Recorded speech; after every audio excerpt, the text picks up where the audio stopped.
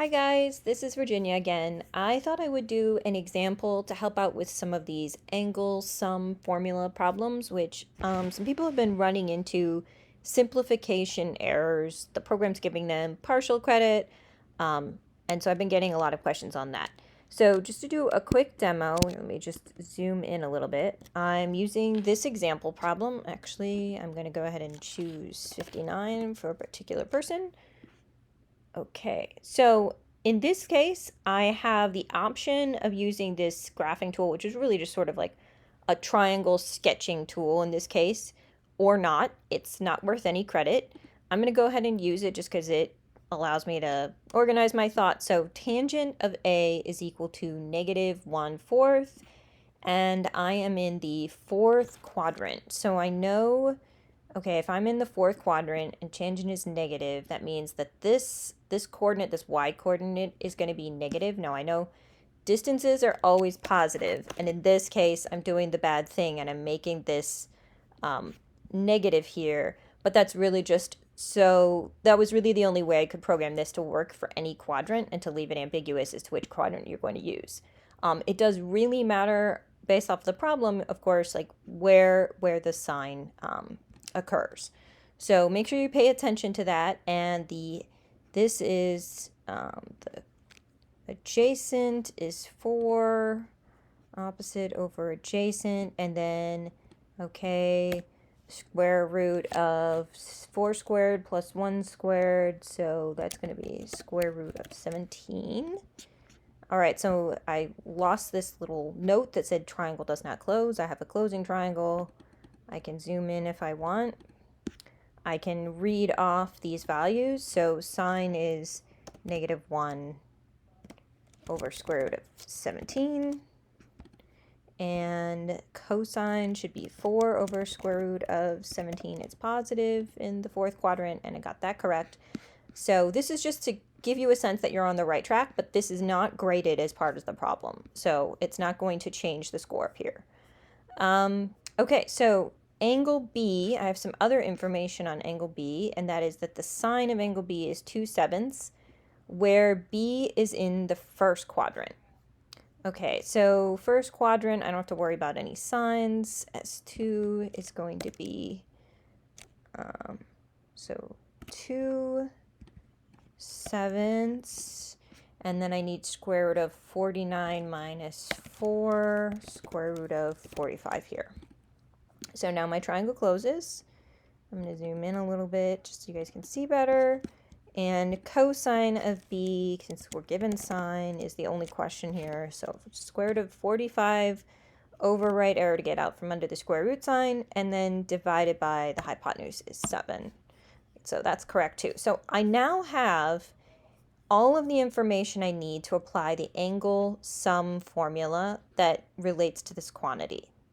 So I'm going to go ahead and we've found all of the values that we need. And now I'm just going to move over to this sort of workspace area I created to describe how we would simplify this. Okay, so we're going to substitute the values we determined in our sketches. We got that this was the cosine of A. This is the cosine of B. The sine of A that was given. And the sine of B. These were all just things we came up with in our sketch. And now all we have to do is simplify this from the equation by substituting it. So we're going to substitute all those values in. And now we have this big, long, ugly expression. And so you might be tempted to just say, hey, you know what? This is the answer. And I would probably start here too because I'm lazy. And I would say maybe I can just plug this in to my solution. So that was 4 divided by square root of 17 and square root of 45 divided by 7, and then plus -1 over square root of 17. And you have to do kind of overwrite arrow twice to get up to like out of the denominator so you can close the parentheses. and then 2 divided by 7ths. So overwrite to get out of the denominator. All right, so that's exactly what I found here. And if I don't feel like doing any more work, I can just check and see what happens. Now, what some people have seen is that they're getting this 50%, but they're unfortunately not seeing this feedback. So that's just part of the settings on the assignment, and we can turn them off or on. And currently for these classes, they're turned off. So it's supposed to tell you, can you find a common denominator, and give you a clue that there's one more step that you can use to simplify.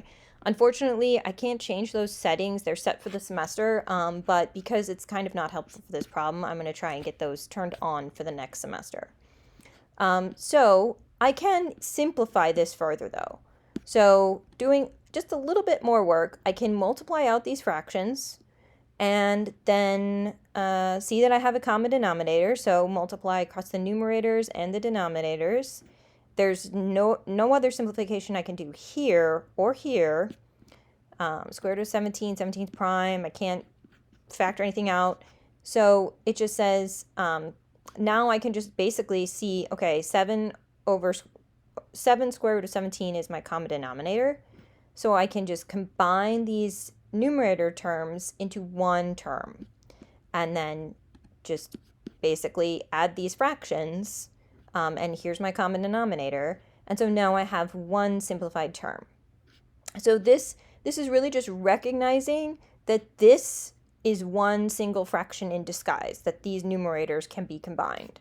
So 4 square root of 45, I'm just going to delete this whole thing. And I know I have a big expression, so I'm going to put it in parentheses. 4 square root of 45 minus 2, close my parentheses, and then I have the yucky 7 square root of 17 in the denominator. Okay, and so that is fully simplified. So there is a little bit of a clue in some of these solutions that don't pay attention to this. This is just an auto-generated response. If you want a good algebra challenge, you can see how what you got and what this is are equivalent to each other, but it's not fun to do. But the sometimes it'll say, I'll give it a little bit of clue in that disclaimer, as far as having one term, if you only need one term. So anyway, I hope that is helpful. You can choose whether or not you'd like to use the graphing tool. Do a little bit of simplification, but don't go crazy. And hopefully it will all work out. If you do run into any issues with the scoring, you think that this really should be full credit when it's not giving it to you, don't forget to email cschelp@umn.edu. Thanks.